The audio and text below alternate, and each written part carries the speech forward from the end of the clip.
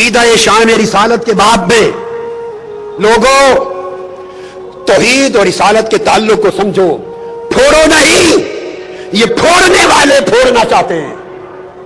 اللہ نے ہمیشہ جوڑا ہے، اور صرف ایک شان مصطفیٰ کو نہیں دی، آقا کو خدا نہیں کہا، خالق و مالک نہیں کہا، معبود و الہ نہیں کہا، عبادت کا حق اپنے لیے خاص رکھا، الوہیت اور معبودیت خالقیت جو اس کی شان ہے اس کو چھوڑ کر کہا معبود باقی ہر شے میں تو میرے ساتھ ہے، ہر شے میں میرے ساتھ ہے۔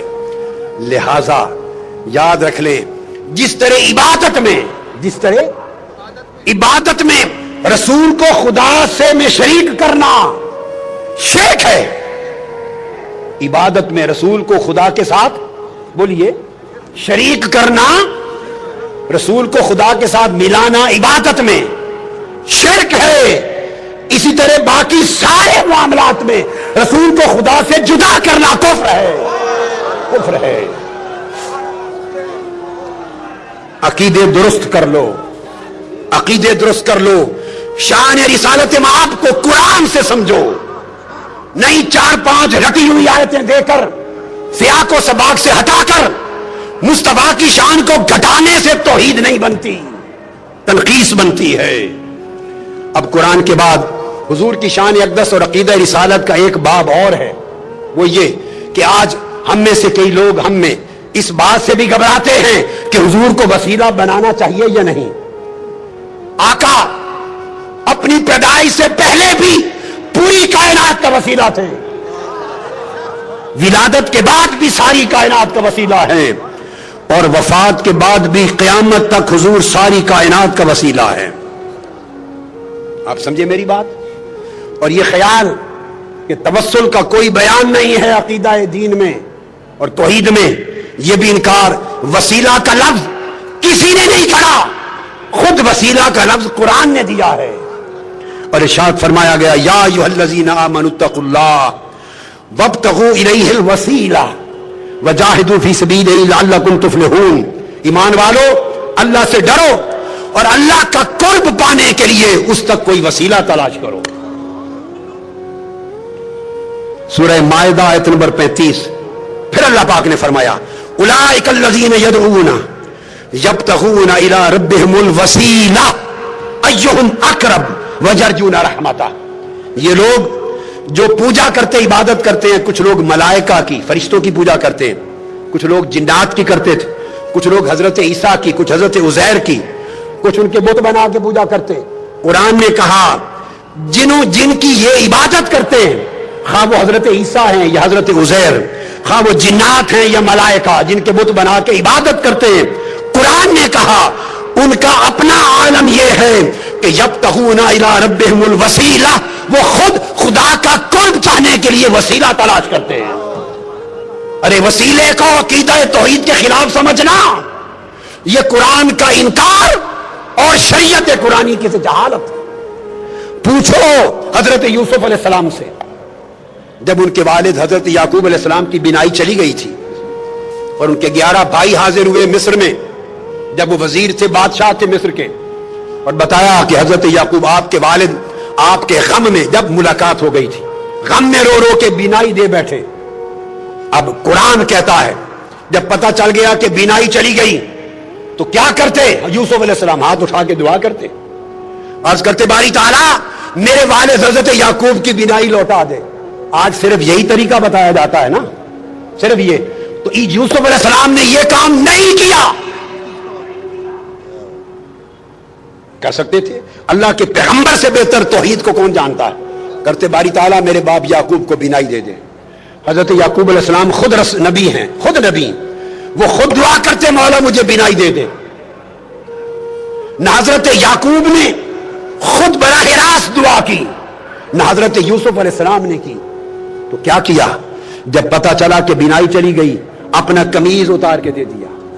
قمیض اتار کر قرآن کہتا ہے اذهبوا بقمیصی ھذا فالقوه علی وجه ابی یأت بصیرا فلما ان جاء البشیر فالقاه علی وجهه فارتد بصیرا۔ اپنا قمیض اتارا جو حضرت ابراہیم علیہ السلام کے وقت سے ان کے پاس چلا آتا تھا، اتار کے قمیض دیا اور کہا یہ میرا قمیض میرے والد حضرت یعقوب کے چہرے آنکھوں پہ رکھنا، اس کے وسیلے سے بینائی آ جائے گی۔ قرآن بول رہا ہوں، پر وہ قرآن بتاتا ہے کہ جب وہ قمیض لے کے بھائی آیا، حضرت یعقوب کے چہرے پہ رکھا، حضرت یوسف کے قمیض کے وسیلے سے بینائی لوٹ آئی۔ اب وسیلے کا انکار کرنا دو پیغمبروں کی سنت کا انکار ہے اور قرآن مجید کی نص کا انکار ہے۔ ارے وسیلہ مصطفیٰ کے بغیر تو آپ کے ہمارے باپ حضرت آدم کی توبہ بھی قبول نہ ہوتی۔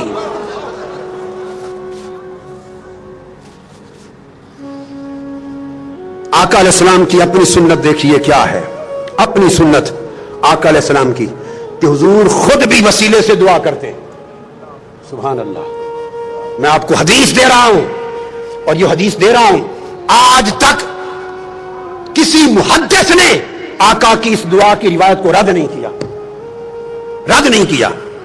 اور وہ دعا کیا ہے کہ سیدنا علی المرتضی کرم اللہ وجہ الکریم کی والدہ ماجدہ جب وفات پا گئی، حضرت فاطمہ بنت اسد بن ہاشم آقا علیہ السلام کی چچی تھی، پالا تھا، پیار کیا تھا، وفات ہو گئی جب تو آقا کو بڑا غم تھا، ان کی قبر کھودی، مولا علی المرتضی کی والدہ حضرت فاطمہ بنت اسد جب قبر کھودی تو آقا علیہ السلام خود قبر میں لیٹ گئے، پھر ان کو لحد میں اتارا گیا، لحد میں اتار کر جب اتار چکے تو آقا علیہ السلام نے خود قبر پہ کھڑے ہو کے دعا کی۔ اب جو دعائے مصطفیٰ حضرت فاطمہ بنت اسد ام علی مرتضی کی قبر پر آقا نے کی ہے، وہ دعا سنیے۔ اس کے بعد وسیلہ مصطفیٰ کا انکار کرنا، اس کو چاہیے کہ دین اسلام چھوڑ دے، وہ بے ایمان۔ کسی محدث نے اس کو رد نہیں کیا، آپ نے دعا کی، اور دعا کی اللہم اللذین اللہ الذی یحیی و یمیت و حی لا یموت اغفر لأمی فاطمہ بنت اسد ولقنها حجتہا۔ اے اللہ جو زندہ اور سلامت ہے اور قائم و دائم ہے، جو فوت نہیں ہوتا، میری ماں فاطمہ بن اسد کی بخشش فرما، اس کو اس کے کلمہ کی تلقین فرما، اور آگے ووسع علیہا مدخلہا، اس کی قبر کو اس پر وسیع کر دے، بے حق کے نبی کا، تجھے تیرے نبی محمد مصطفیٰ کا وسیلہ۔ آقا علیہ السلام دعا کر رہے ہیں، فرمایا وسع علیہا مدخلہا بے حق کے نبیک، بالا باری تعالیٰ تجھے میرا واسطہ، میرا وسیلہ، محمد مصطفیٰ کا وسیلہ، اس کی قبر کو وسیع کر دے۔ والانبیاء الذین من قبلی، اور ان سب نبیوں کا واسطہ، وسیلہ جو مجھ سے پہلے ہوئے۔ اب یہ کہنا کہ اس طریقے سے دعا کرنا جائز نہیں کہ نبی کے واسطے سے بخش دے، نبیوں کے واسطے سے بخش دے، فلاں کے وسط کے وسیلے سے بخش دے، ایسا اگر کوئی شخص کہے تو اس سے بڑا جاہل کوئی نہیں ہے قرآن اور حدیث کا۔ آقا علیہ السلام نے سنت بنایا، اس حدیث کو سنیے، امام طبرانی نے روایت کیا، امام ابو نعیم نے روایت کیا، امام حیثمی نے روایت کیا، امام ابن حبان نے روایت کیا، امام حاکم نے روایت کیا، اور کہا رجال الصحیح ہیں، اس حدیث کے رجال سند صحیح ہے۔ یہ آقا علیہ السلام نے خود اپنے وسیلے سے دعا کی۔ ارے جب آقا علیہ السلام کی ولادت بھی نہ ہوئی تھی، حضرت عمر فاروق رضی اللہ تعالیٰ عنہ روایت کرتے ہیں، سرکار فاروق اعظم، اور اس حدیث کو امام حاکم نے روایت کیا، امام بیہقی نے، اور امام حاکم نے کہا ھذا حدیث صحیح الاسناد۔ پھر اس حدیث کو حافظ ابن کثیر نے روایت کیا، علامہ امام سیوطی نے روایت کیا، علامہ ابن تیمیہ نے روایت کیا، مجموع الفتاوی جلد 2 صفحہ 151، علامہ ابن تیمیہ نے، اور اس روایت کو بیان کر کے جرا نہیں کی، اس کو کہا کہ یہ حدیث دیگر حدیث سیاح کی قرآنی آیات کی طرح تفسیر کرتی ہے، مقبول قرار دیا۔ سیدنا فاروق اعظم نے کہا کہ آقا علیہ السلام نے فرمایا، آدم علیہ السلام جب زمین میں آئے تو دعا کی، یا رب اسألک بحق محمد لما غفرت لی، میں تجھے واسطہ محمد مصطفیٰ سے بخشش مانگتا ہوں۔ اللہ نے فرمایا فقد غفرت لک ولولا محمد ما خلقتک، آدم تو نے مصطفیٰ کا وسیلہ پیش کیا ہے، میں نے تیری خطا معاف کر دی، اگر محمد نہ ہوتے تو تجھے بھی پیدا نہ کرتا۔ میں نے اختصار سے بتا دیا، اور اس کو میں نے کہا کہ ابن تیمیہ نے بھی تک نے اس کی تصریح اور تائید کی، اور امام طبرانی نے حدیث سے صحیح کے ساتھ تائید کی۔ اسی طرح تمام تفاسیر اٹھا لیں، کسی کو توفیق گزری ہو۔ اب میں اگلا حوالہ دے رہا ہوں، عبداللہ ابن عباس روایت کرتے ہیں، قرآن مجید کی آیت ہے، قرآن مجید کہ بنی اسرائیل جب لڑائی کرتے تھے اوس اور خزرج کے مقابلے میں یا کفار کے مقابلے میں، تو فتح یابی کے لیے آقا علیہ السلام کا وسیلہ پیش کرتے تھے۔ اس کو قرآن نے بیان کیا، قرآن نے بیان کیا کہ کانو یستفتحون علی الذین کفروا یستفتحون، کہ آقا علیہ السلام کے وسیلے سے کفار پہ مدد طلب کرتے تھے۔ عبداللہ ابن عباس روایت کرتے ہیں ان یہودا کانو یستفتحون علی الاوس والخزرج برسول اللہ قبل مبعثہ، حضور کی بعثت سے پہلے اوس و خزرج پر فتح یابی کے لیے یہود حضور کے وسیلے سے دعا کرتے تھے۔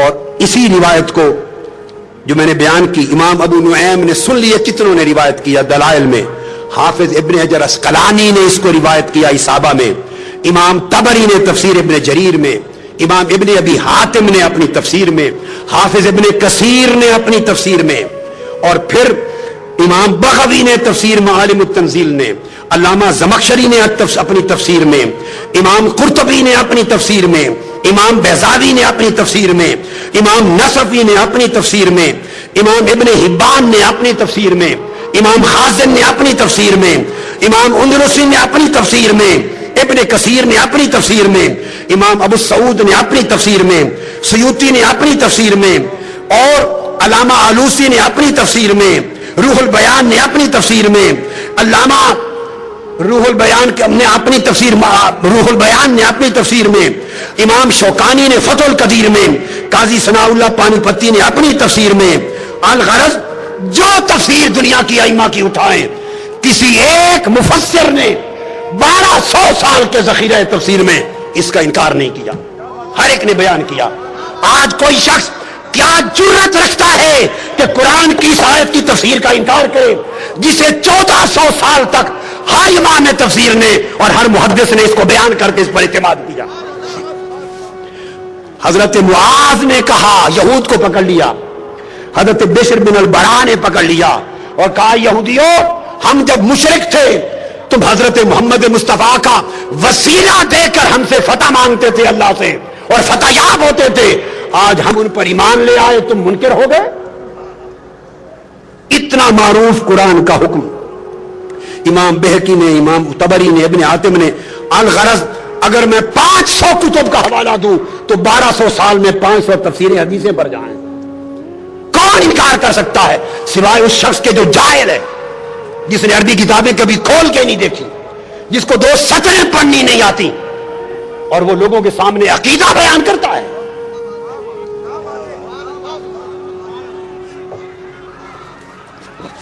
سناؤ، رسول پاک تو ولادت سے پہلے بھی زندہ تھے۔ کنتو نبی وآدم بین الروح والجسد، حضرت آدم پیدا نہ ہوئے تھے تب بھی زندہ نبی تھے، آج بھی زندہ ہیں۔ حدیث پاک سنیے کہ کس طرح زندہ ہیں یا نہیں۔ ابو داؤد سیاستہ کی حدیث اور حدیث صحیح، حدیث نمبر 1047، سنن ابی داؤد، پھر سنن نسائی سن لیں، پھر ابن ماجہ، پھر مسند احمد بن حنبل، پھر صحیح ابن حبان، پھر مستدرک حاکم، کل کتب حدیث مختلف طرق سے حدیث صحیح لاتے ہیں، اور اس کی توثیق ابن تیمیہ کے شاگرد علامہ ابن القیم کرتے ہیں۔ ابن القیم جلاء الافہام میں اوس بن اوس حدیث کے راوی ہیں۔ آقا علیہ السلام نے فرمایا، لوگو اکثروا علی من الصلاۃ فی یوم الجمعہ، لوگو جمعہ کے دن مجھ پر بڑی کثرت سے درود و سلام پڑھا کرو، فإن صلاتکم معروضۃ علی، تمہارا درود و سلام میرے اوپر پیش کیا جاتا ہے۔ اگر معاذ اللہ مر کے مٹی ہو گئے ہو تو پیش کس پر کیا جاتا ہے؟ جو مر کے مٹی ہو جائے اس پر درود و سلام پیش کیا جا سکتا ہے؟ آقا نے فرمایا پیش کیا جاتا ہے۔ سنیے آگے، قالوا یا رسول اللہ وکیف تعرض علیک صلاتنا وقد ارمت، جب آپ کا وصال ہو جائے گا، وفات پا جائیں گے اور آپ قبر انور میں ہوں گے تو اس وقت بھی ہمارا درود و سلام پیش کیا جائے گا؟ آقا علیہ السلام کا جواب سنیے اور عقیدے اپنے نفس کی شرارت اور جہالت کے ساتھ من گڑت نہ بنائیے، عقیدے وہ رکھیے جو تاجدار کائنات نے سکھائے۔ آقا نے فرمایا ان اللہ عز وجل حرم علی الارض ان تاکل اجساد الانبیاء، ہاں میری وفات کے بعد بھی تمہارے درود و سلام مجھ پر پیش ہوں گے، چونکہ اللہ نے زمین پر حرام کر دیا ہے کہ انبیاء کے جسموں کو کھائے، زمین انبیاء کے جسموں کو نہیں کھا سکتی۔ پھر اسی طرح یہ حدیث آگے آئیے، آقا علیہ الصلوۃ والسلام نے حدیث ابو الدرداء اور روایت ہے ابو الدرداء کی جسے امام ابن ماجہ نے روایت کیا سند صحیح سے، حدیث نمبر 16 سے 30، اور علامہ ابن القیم علامہ ابن تیمیہ کے شاگرد نے پھر توثیق کی۔ وہ آقا علیہ السلام نے فرمایا ان احدا لا یصلی علی الا اردت علی صلاته حتى یفرغ منها، فرمایا لوگوں قیامت تک کوئی مسلمان ایسا نہیں جو مجھ پر درود و سلام پڑھے اور اس کے فارغ ہونے سے پہلے مجھ پر پیش نہ ہو جائے۔ ابھی درود و سلام ختم نہیں کرتا کہ مجھے پیش ہوتا ہے۔ صحابی کہتے ہیں حضرت ابو الدرداء قلت وبعد الموت، یا رسول اللہ جب آپ وفات فرما جائیں گے اس کے بعد بھی؟ لوگ کہتے ہیں آج کی تاریخ میں زندہ نہیں، معاذ اللہ، میں تمہیں آج کی تاریخ بتاتا ہوں کیا ہے۔ پوچھا وفات کے بعد بھی؟ آقا نے فرمایا قال ان اللہ حرم علی الارض ان تاکل اجساد الانبیاء فنبی اللہ حی یرزق، فرمایا ہاں وفات کے بعد بھی اللہ کے نبی پر زمین پر حرام کر دیا ہے کہ اللہ کے نبی کے جسم کو کھائے، اللہ کا نبی قبر میں زندہ ہوتا ہے، اسے قیامت تک رزق دیا جاتا ہے۔ اور پھر آقا علیہ السلام نے فرمایا، حضرت حسن بن علی ابن ابی طالب روایت کرتے ہیں، امام ابو یعلا سند صحیح کے ساتھ راوی ہیں، آقا علیہ السلام نے فرمایا لوگو صلو علی وسلموا، مجھ پر کثرت سے درود بھی پڑھا کرو اور سلام بھی، فإن صلاتکم وسلامکم یبلغنی اینما کنتم۔ ایک تو تھا کہ فرشتے پہنچاتے ہیں، نہیں یہ دوسری بات فرمائی، فرشتے تو نوکری کرتے ہی ہیں پہنچانے کی، فرشتے اسی طرح پہنچاتے ہیں آقا کی بارگاہ میں درود و سلام جیسے ہمارے اعمال اللہ کی بارگاہ میں پہنچاتے ہیں۔ اگر آپ یہ سمجھے اگر حضور خود سنتے ہمارا درود و سلام تو فرشتے کیوں پہنچاتے؟ اگر ذہن میں یہ آئے تو میرا سوال ہے اگر خدا خود دیکھتا تو فرشتے نامہ اعمال خدا کو لکھ کر کیوں پہنچاتے؟ فرشتے صبح و شام ہمارا نامہ اعمال خدا کی بارگاہ میں پیش کرتے ہیں، اس پیش کرنے سے اگر علم خدا کی نفی نہیں ہوتی تو جو فرشتے درود و سلام پیش کرتے ہیں اس سے علم مصطفیٰ کی نفی نہیں ہوتی۔ آقا نے فرمایا، آقا علیہ السلام نے فرمایا مجھ پر درود و سلام کی کثرت کرو، اس لیے کہ تمہارا درود اور تمہارا سلام خود پہنچتا ہے مجھ پر جہاں بھی ہوتے ہو۔ ارے بمبے والوں، بمبئی سے مصطفیٰ پہ درود و سلام پڑھو گے، خدا کی قسم گنبد خضرا میں مصطفیٰ خود سنتے ہیں۔ میں سند کے ساتھ کہہ رہا ہوں، سند کے ساتھ۔ اور آقا علیہ السلام نے تو یہاں تک فرما دیا، حدیث پاک حضرت ابو ہریرہ راوی ہیں، سنن ابی داؤد اور مسند احمد بن حنبل، حدیث صحیح، فرمایا ما من احد یسلم علی الا رد اللہ علی روحی حتی رد علی السلام، کائنات کی عرضی پر جہاں بھی کوئی مسلمان مجھ پر سلام پڑھتا ہے، درود و سلام پڑھتا ہے، آقا نے فرمایا الا رد اللہ علی روحی، اللہ نے میری روح میرے جسم میں واپس لوٹا دی کی ہوئی ہے، میری روح میرے جسم میں واپس بولیے لوٹا دی ہوئی ہے، میں ہر سلام کرنے والے کو سن کر خود جواب دیتا ہوں۔ اگر آپ کے ذہن میں ایک لطیف علمی بات اور ذوق کی بات کا خیال آئے، لوٹا کیوں دی؟ اگر لوٹانی تھی تو نکالی کیوں روح پاک، اور نکال لی تو لوٹا کیوں دی؟ سنو غور سے، نکالی اس لیے تاکہ ہر نفس پر ایک بار موت کا ذائقہ سچا ثابت ہو جائے، کل نفس ذائقۃ الموت، موت کا ذائقہ چکھنا بولیے ثابت ہو جائے۔ آقا علیہ السلام نے بھی چکھا، اب میرا وجدان کچھ اور کہے گا، کوئی کہے گا کہ موت کا ذائقہ چکھا اور میں کہوں گا نہیں، موت مصطفیٰ کے لبوں کو چکھنے کے لیے آئی. ہائے ہائے. موت مصطفیٰ کو چھونے کے لیے آئی. مولا میں محروم نہ رہ جاؤں، میں بھی چھو لوں تیرے محبوب کے جسم کو. اس لیے روح نکلی. اب سوال پیدا ہوتا ہے کہ لوٹا کیوں دی؟ قرآن کا قاعدہ ہے، نص قرآن سنیے. قرآن نے کہا وَلَلْآخِرَةُ خَيْرٌ لَكَ مِنَ الْأُولَىٰ. میرے محبوب تیری آخرت اور تیری بعد کی گھڑی، ہر بعد کی گھڑی پہلی گھڑی سے بہتر ہوگی. پہلی گھڑی سے بہتر ہوگی. مصطفیٰ کا جسم ہر بعد کی گھڑی میں پہلی گھڑی سے بہتر مقام پر ہوگا، اور آقا علیہ السلام کی روح ہر بعد کی گھڑی میں پہلی گھڑی سے بہتر ہوگی. جب روح جسم پاک سے نکل گئی، ذائقہ موت وارد ہو گیا. اب میں وجدانی بات کر رہا ہوں. ایسے لگتا ہے کہ جیسے روح کو جنتوں کو پیش کیا گیا ہوگا. روح مصطفیٰ جس مقام کو چاہے چن لے، روح بولی ہوگی میرے مولا تیرا وعدہ ہے کہ بعد کی گھڑی پہلی گھڑی سے بہتر ہوگی. میں 63 سال تک مصطفیٰ کے جسم میں رہتی رہی ہوں. 63 سال میں جسم مصطفیٰ میں رہی ہوں. تیرا وعدہ ہے کہ اب اس سے بہتر جگہ پہ جاؤں گی. اگر تیری کائنات میں مصطفیٰ کے جسم سے بہتر کوئی جگہ ہے تو وہاں بھیج دے، اور اگر جسم مصطفیٰ سے بہتر کوئی جگہ نہیں تو واپس لوٹا دے.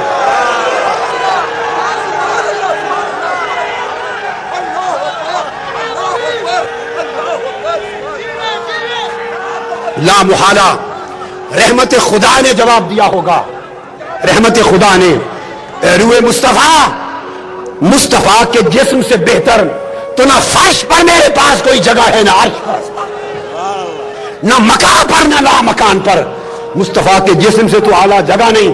روح نے عرض کیا ہوگا باری تعالیٰ اگر جسم مصطفیٰ سے بہتر جگہ نہیں تو واپس لوٹا دے. حکم ہوا ہے روح مصطفیٰ پلٹ جا اور قیامت تک مصطفیٰ کے جسم میں رہے. اس لیے حضور جسمانی طور پہ بھی زندہ ہیں اور روحانی طور پر بھی زندہ ہیں.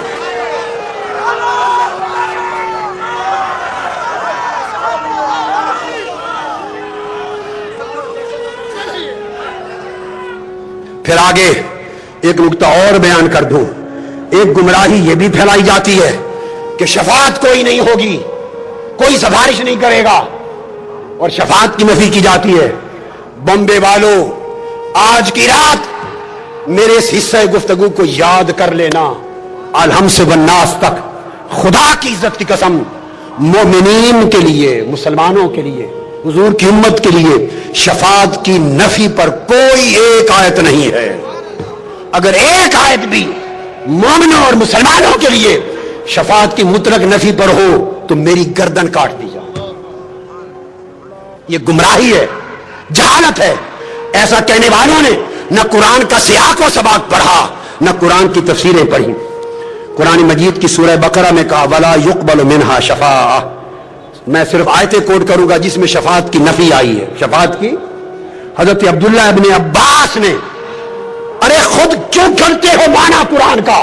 عبداللہ ابن عباس سے پوچھو، امام طبری سے پوچھو، امام بغوی سے پوچھو، امام رازی سے پوچھو، قرطبی سے پوچھو، زمخشری سے پوچھو، آلوسی سے پوچھو، خازن سے پوچھو، کولائمہ تفسیر سے پوچھو، آج کے دور کے قاسمی تک سے پوچھو. حضرت عباس کہتے ہیں کہ لا تغنی نفس کافرۃ عن نفس کافرۃ من عذاب اللہ. اس سے مراد کافروں کی بات ہے، مومنوں کی بات نہیں ہے. امام قرطبی لکھتے ہیں ان نفس الکافرہ لا کل نفس. یہ جو شفاعت کی نفی آئی ہے یہ صرف کافروں کے لیے آئی ہے، ہر جان اور ہر انسان کے لیے نہیں. امام نصفی کرتے ہیں تفسیر میں لا يقبل منها شفاعت للکافرہ، کفار سے شفاعت کی نفی آئی ہے، مومنوں کے لیے نہیں. امام خازن نے یہی کہا. آؤ حافظ ابن کثیر کو پڑھ لو، وہ لکھتے ہیں ولا يقبل منا شفاعت یعنی من الکافرین. بدبختی کا میرے پاس کیا علاج ہے؟ جہالت و بدبختی کا کہ جو آیتیں کفار اور مشرکین کے لیے آئی ہیں وہ پڑھ کے آپ مومنوں مسلمانوں پر چسپاں کریں. یہ کام خوارج کیا کرتے تھے، آج پھر خارجی پیدا ہو گئے، حضور کی شان کا انکار کرنے والے. اسی طرح ولا تنفع الشفاعہ عنده الا لمن اذن، اس کے تحت آیا لیس لهم من دونه ولی ولا شفیع، سورہ انعام آیت نمبر 51 پڑھیے۔ امام ائمہ تفسیر کو بغوی کہتے ہیں انما نفی الشفاعت لغیرہ ما ان الانبیاء والاولیاء یشفعون، یہ غیر و کافروں کے لیے نفی آئی ہے، نبی اور ولی شفاعت کریں گے۔ جس آیت کو لیں، جس آیت کو امام قرطبی لکھتے ہیں جب ما نرا معکم شفعاءکم، یہ آیت سورہ انعام آیت نمبر 94، امام قرطبی لکھتے ہیں الذی عبدتموہم وجعلتموہم شرکاء یرید الاصنام وکان المشرکون یقولون الاصنام شرکاء اللہ، اس سے مراد بتوں کی نفی ہے اور مشرکوں سے شفاعت کی نفی ہے۔ الغرض کل آیتیں، میری کتاب اٹھائیے، کتاب التوحید 2 جلدوں میں میری کتاب ہے، اس کو پڑھیے، میری کتاب عقیدہ شفاعت ہے، اس کو پڑھیے، میں نے تمام آیتوں کی تفسیریں لکھ دی ہیں، کسی ایک آیت میں جہاں شفاعت کی نفی ہے اس سے مراد مسلمانوں کے شفاعت کی نفی نہیں، بلکہ صرف کفار سے شفاعت کی نفی کی گئی ہے اور مومنوں کے لیے ثابت کی گئی ہے۔ اب میں نے یہ بھی سنا ایک اور گمراہی پھیلائی جاتی ہے اور وہ یہ کہا جاتا ہے کہ ٹھیک ہے شفاعت تو ہوگی مگر آقا علیہ السلام کو یا کسی کو اب اذن نہیں ملا، شفاعت کا اختیار نہیں، قیامت کے دن اللہ پاک اذن دے گا اور اذن کے بعد پھر وہ شفاعت کرنے کے حقدار بنیں گے۔ یہ سب سے بڑی گمراہی ہے، سب سے بڑی گمراہی۔ یاد رکھ لو کہ اذن شفاعت اور چیز ہے اور اذن کلام اور چیز ہے۔ جتنی حدیثوں میں اور قرآن میں ذکر آیا ہے کہ جس کو اذن ملے گا اس اذن سے مراد اذن کلام ہے، اور رہ گئی شفاعت، جس کو اللہ نے شفاعت کا حق دینا تھا اس کو اللہ پاک نے اسی دنیا میں عطا کر دیا ہے۔ قرآن مجید کی آیت سورہ زخرف آیت نمبر 86 دلیل دے رہا ہوں، غور سے سن لیں۔ فرمایا یوم نہیں، اس میں ارشاد فرمایا لا یملک الذین یدعون من دونہ الشفاعہ الا من شاہد بالحق وہم یعلمون۔ فرمایا کافر مشرک لوگ بتوں کی پوجا کرنے والوں کے لیے شفاعت نہیں ہوگی مگر شفاعت کرنے کا حق ان کو دیا گیا من شاہد بالحق، جنہوں نے توحید و رسالت کی تصدیق کر دی، وہم یعلمون، اور وہ علم رکھتے ہیں۔ تو مومنین صالحین کو قرآن کہتا ہے شفاعت کا حق دے دیا گیا۔ پھر سورہ مریم آیت نمبر 87 میں فرمایا لا یملکون الشفاعہ الا من اتخذ عند الرحمن عہدا۔ اس دن باقی کافر لوگ جو ان کے بہت شفاعت کے مالک نہ ہوں گے، شفاعت کا اختیار صرف ان کو جن کو خدائے رحمان نے شفاعت کا وعدہ کر دیا ہے۔ شفاعت کا وعدہ الا من اتخذ عند الرحمن عہدا، جن سے اللہ نے عہد لے لیا اور اللہ نے ان کو شفاعت کا حق دے دیا۔ تو شفاعت کا حق اللہ رب العزت نے دے دیا۔ سورہ طٰہٰ میں فرمایا آیت نمبر 10 یومئذ لا تنفع الشفاعۃ الا من اذن له الرحمن، کسی کی شفاعت دوسرے کو نفع نہیں دے گی مگر ان کی جن کو اللہ نے اذن دے دیا۔ اللہ نے اذن شفاعت کا، تو شفاعت کا اذن اللہ رب العزت نے دے دیا ہے۔ اب بات جو سمجھنے والی ہے وہ بڑی اہم ہے کہ شفاعت کا اذن آقا علیہ السلام نے فرمایا کہ شفاعت کا اذن مل چکا ہے۔ حضور علیہ السلام کو شفاعت کا اذن بولیے مل چکا ہے، اس لیے تو آقا نے قیامت کے دن اپنی شفاعت کا ایک ایک جز لوگوں کو بیان کیا۔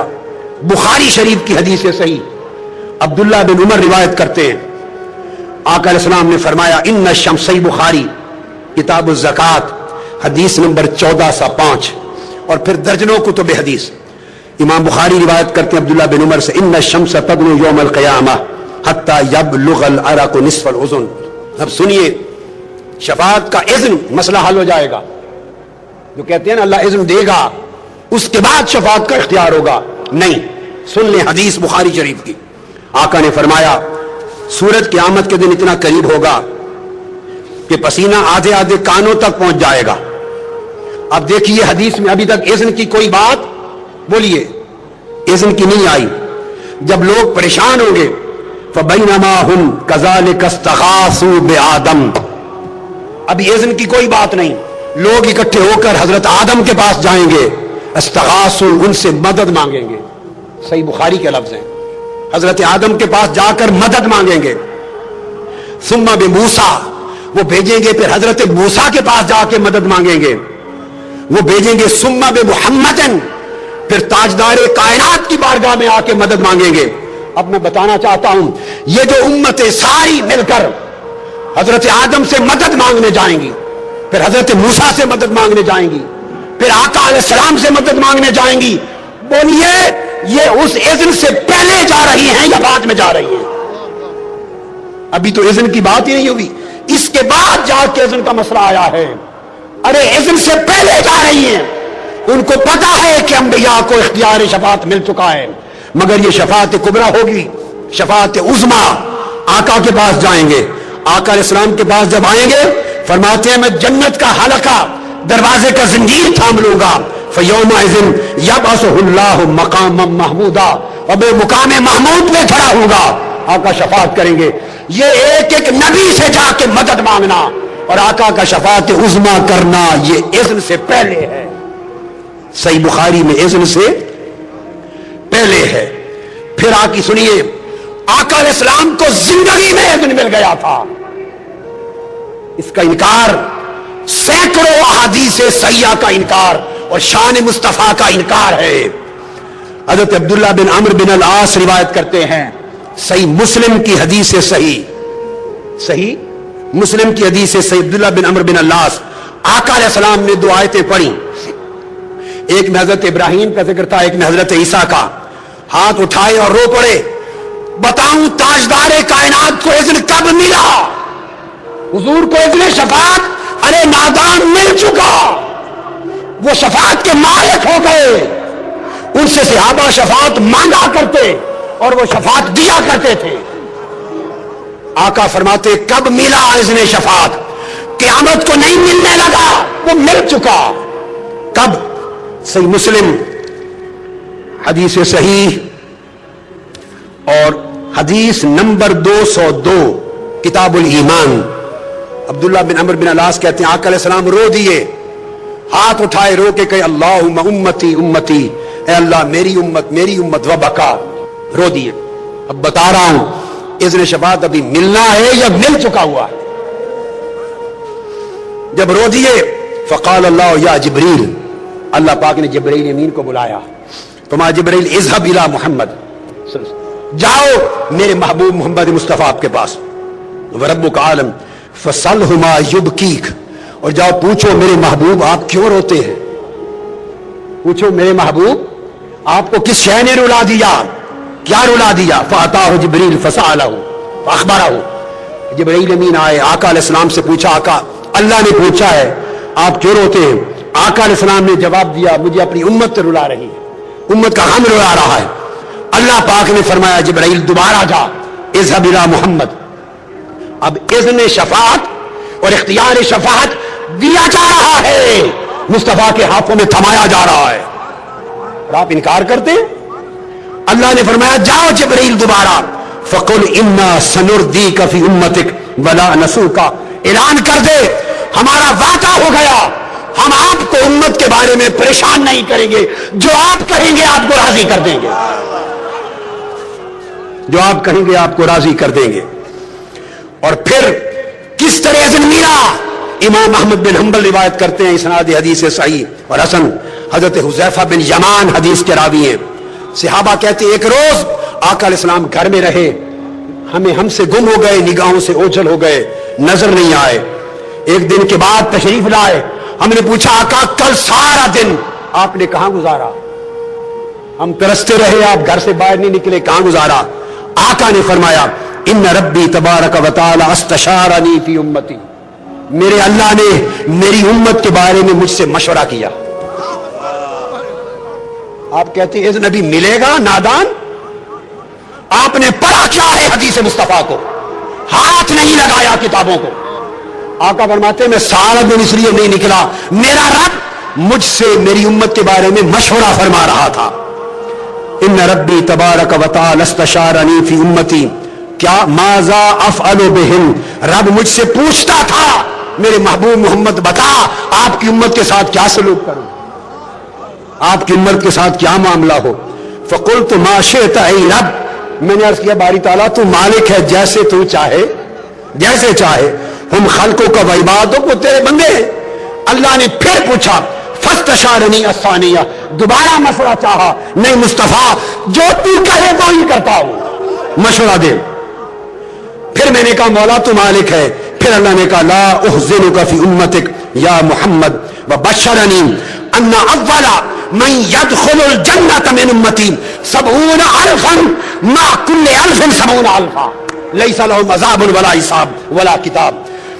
آقا نے فرمایا پھر میں نے بار بار کہا مولا تو مالک ہے, تو اللہ نے فرمایا پھر سن لے میرے محبوب, تجھے غم زدہ نہیں ہونے دوں گا امت کے لیے, اور تجھے خوشخبری ہو کہ آپ سے وعدہ ہو گیا آپ کی شفاعت سے 70,000 لوگ بغیر حساب و کتاب کے سیدھے جنت میں جائیں گے. اور پھر فرمایا ان میں سے ہر ایک 1000 کے ساتھ پھر 70,000 بغیر حساب و کتاب کے اور جائے گا.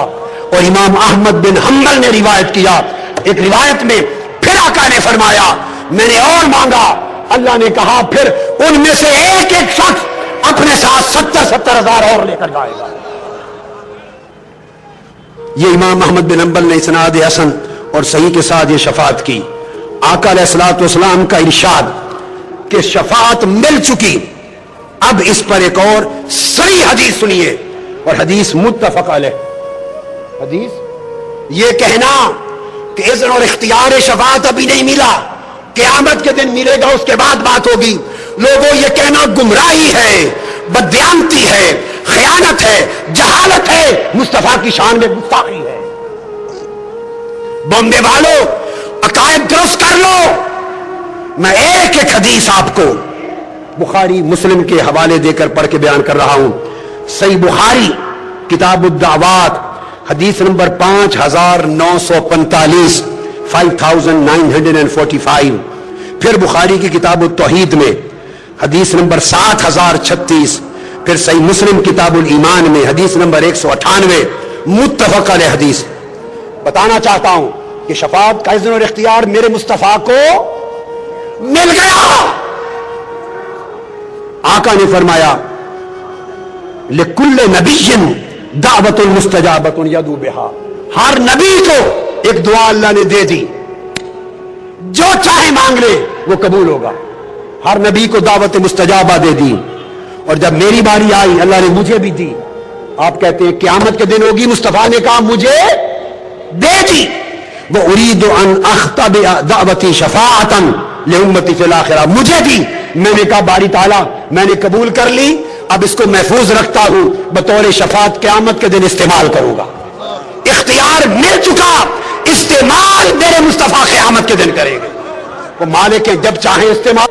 پھر حضرت انس بن مالک روایت کرتے ہیں, پھر صحیح بخاری حدیث نمبر 5946. آقا نے فرمایا فجعلت دعوتی شفاعۃ لامتی یوم القیامہ, مجھے شفاعت کا اختیار مل گیا, مجھے دعا قبولیت کی اذن مل گیا, مگر میں نے اس کو محفوظ کر لیا ہے کہ قیامت کے دن اپنی امت کی بخشش کے لیے استعمال کروں گا. پھر آقا علیہ السلام نے فرمایا انی اختبأت دعوتی شفاعۃ لامتی یوم القیامہ فہی نائلۃ انشاءاللہ من مات من امتی لا یشرک باللہ شیئا.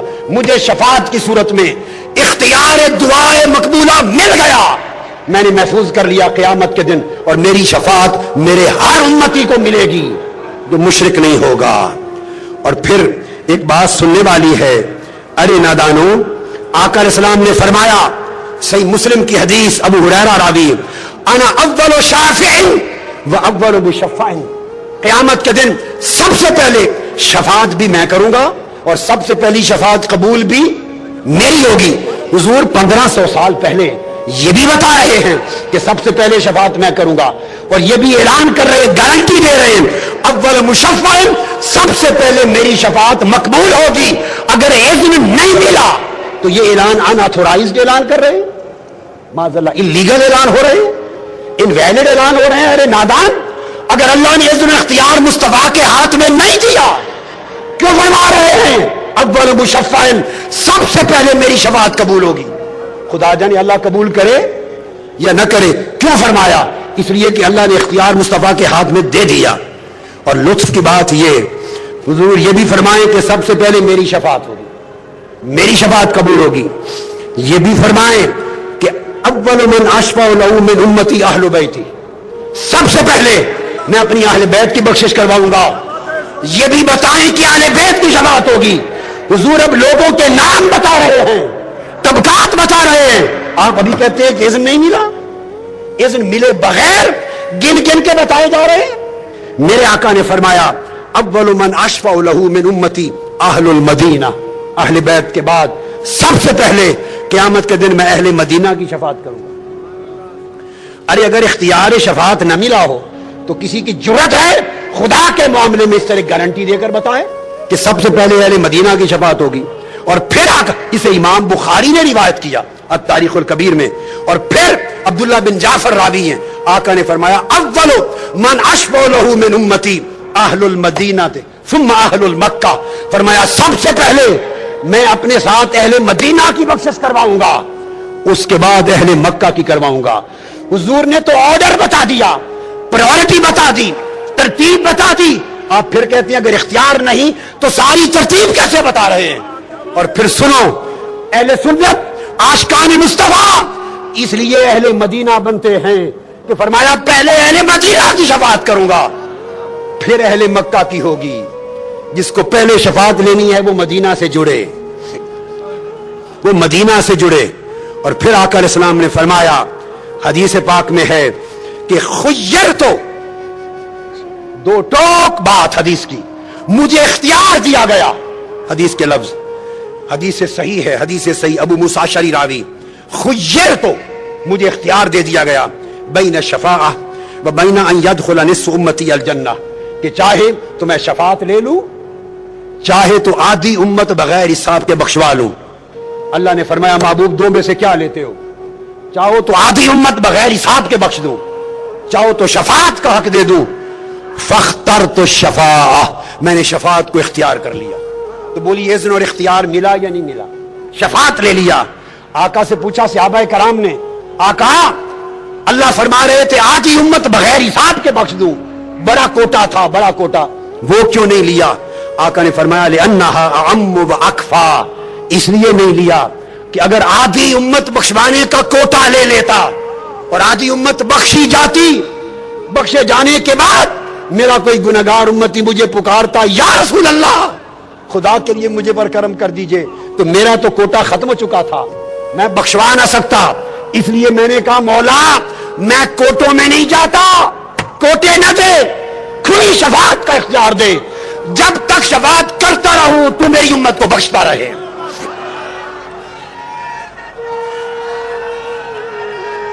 اور آقا نے فرمایا وَلَكِنَّهَا لِلْمُذْنِبِينَ الْخَطَّائِينَ الْمُتَلَبِّسِينَ, سنو یہ شفاعت نیکوکاروں کی نہیں, نیکوکار اللہ کے فضل سے بخشے جائیں گے.